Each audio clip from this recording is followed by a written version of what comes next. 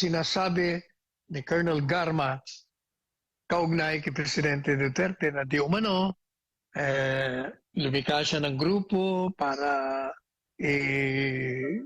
isagawa yung ginawa niya sa Davao at parang pinapakita na mayroong mga rewards, mga sistema.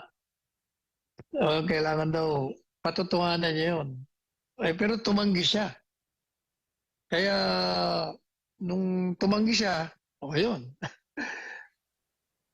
Tandaan nyo, kaya siya, ang reason for his arrest is because he failed to attend 4 hearings.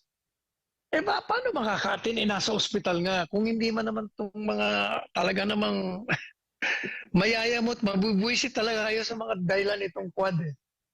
Pero, since nakita naman natin ang kanilang mga actuation noon pa, hindi na rin tayo magtataka sa ginagawa nila.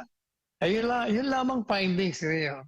Yung findings ng Quadcom, sabi nung isang chairman nila, natuklasan daw nila that there is a criminal enterprise, sindikatong enterprise, na nagpapakita na si Presidente Duterte daw nasa likod.